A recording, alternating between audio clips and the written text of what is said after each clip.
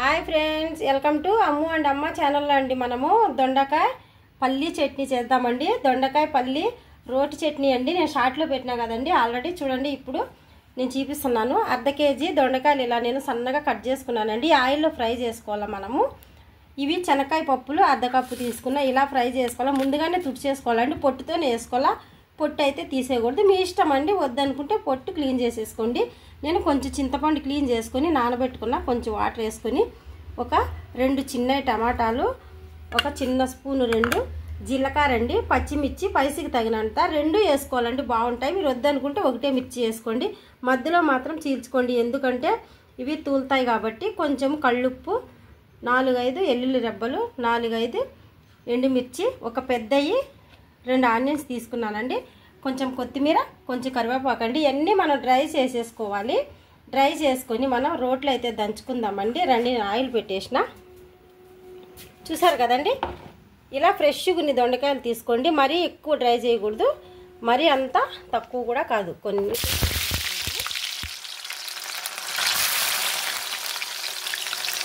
ఇలా ఒక కప్పుకి తీసుకోండి. అర్ధ కేజీ పైన తీసుకున్నాను నేను దొండకాయలు. చూడండి, ఈ కొంచెం కుక్ అయినాక తీసేసి ఇంక అన్నీ ఏం చేసుకుందామండి. చూడండి ఫ్రెండ్స్, ఇంకా దొండకాయలు అయితే ఫ్రై అయిపోయినాయండి. మరీ అంత రెడ్గా అయితే రాకూడదు. ఇలా మీడియం సైజులో వేయించుకుంటే సరిపోతుందండి.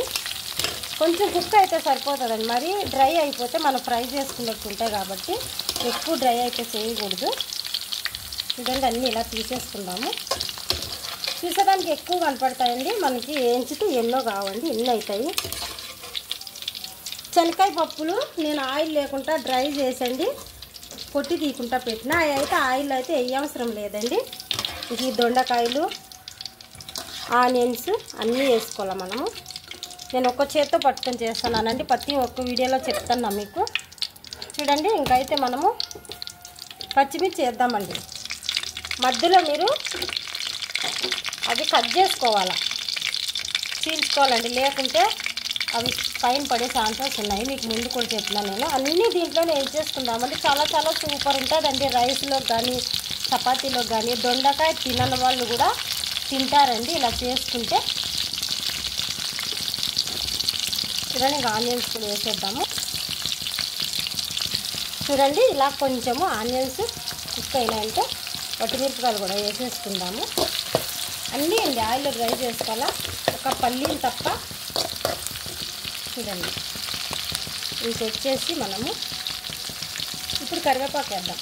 కేర్గా వేసుకోండి, పైన పడే ఛాన్సెస్ ఉంది. కొంచెము ఫ్రైకి వేద్దామండి.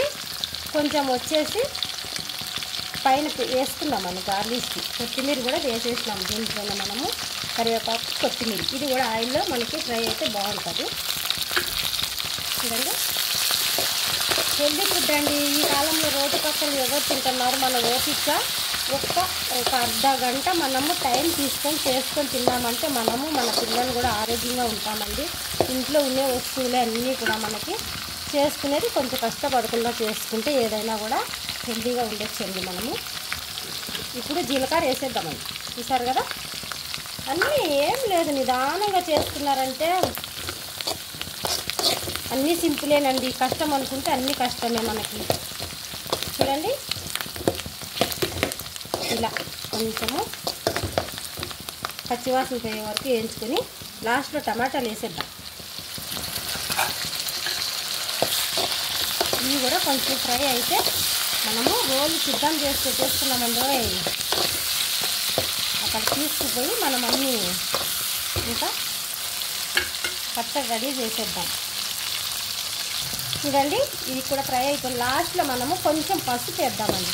పసుపు వేయడం వల్ల మంచిదండి. చూసారు కదా, టర్మిక్ పౌడర్ కొంచెం వేసినాము. కొంచెం ఎంతో కదండి, ఒక్క చిటికెడు దీంట్లోనే రుచికి సరిపడా కళ్ళుప్పు వేసుకుందాము. మళ్ళీ చూసుకొని వేసుకోండి. ఉప్పు ఏమి మనము కొలతలు ఏమి వేయవసరం లేదండి. చూసారు కదా, ఇవన్నీ మనం ఒకేసారి దంచేసుకుందాము, ఏం లేదు. ఇంకా చింతపండు కూడా వేసేద్దాము. పల్లీలు అయితే వేయొద్దండి, ఎందుకంటే మన పల్లీలు దంచినాకనే వేయాలి. ఎందుకంటే కొంచెం గట్టిగా ఉంటాయి కదా, మనం ఆయిల్ వేయించలేదు కాబట్టి. ఇంకా దీంట్లోనే దొండకాయ పీసెస్ కూడా వేసేసుకున్నాం. అన్నీ మొత్తం అన్నీ వేసేసినాం, ఆల్మోస్ట్ వేసేసినాం కదండి. ఇంకా చలో ఇంకా రండి మనము రోల్ దగ్గరికి అయితే పోదాము చట్నీ చేసేదానికి.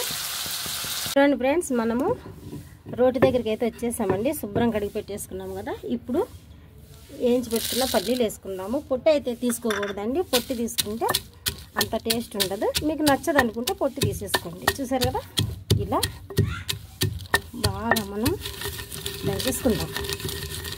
ఇప్పుడు దీంట్లోనే ఎండుమిర్చి వేద్దామండి, ఎందుకంటే తొందర నలగవు కాబట్టి. కొంచెం కచ్చపచ్చ దంచుకున్నాం అనుకో బాగా తొందరగా నలిగిపోతుంది చట్నీ.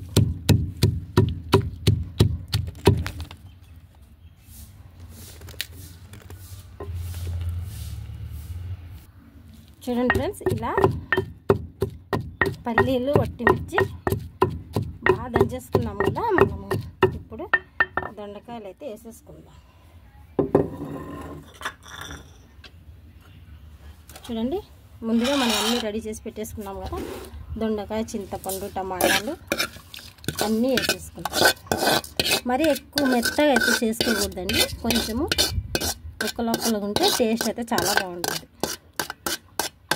అన్నీ ఇలానే వేసేసుకొని మళ్ళీ మనం రెడీ చేసేసుకుందాము. ఫస్ట్ మనం శనగకాయ పప్పులు దంచినాము కదండి, అవి కొంచెం ఇలా పైకి కిందకి రోట్లోనే కవర్ చేసుకుందాం. చూడండి ఎంత కలర్ఫుల్గా ఉంది కదా. ఇప్పుడే స్మెల్ వస్తుందండి. ఇంకా మీరు చేసుకొని తింటే ఎలా ఉంటుందో చూడాలి.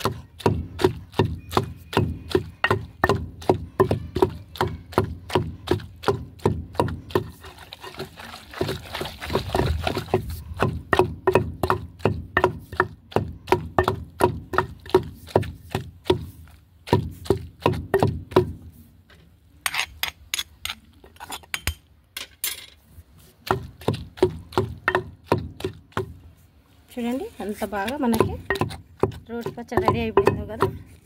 కొంచెం దంచేసుకుందాం. చూడండి ఫ్రెండ్స్, ఇలా కొంచెం వాటర్ వేసుకుందామండి. కొంచెం గట్టిగా ఉంది, మరీ ఎక్కువ అవుతుంది. కొంచెం కలుపుకునేదాన్ని బాగా కదా. ఇలా ఇలా బాగా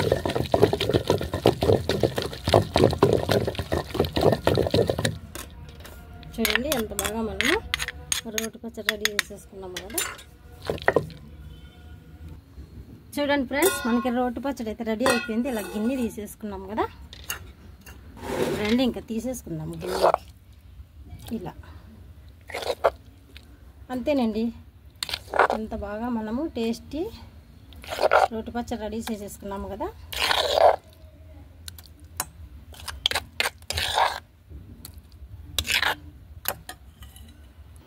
చూడండి ఫ్రెండ్స్, దొండకాయ పల్లీ చట్నీ మనం ఇలా కచ్చబెచ్చగా దంచుకోవాలా. చూసారు కదా ఎంత బాగా రెడీ అయిపోయిందో. దీనిపైన కొంచెము కొత్తిమీర గార్లిక్ చేసుకున్నారంటే చాలా బాగుంటుందండి.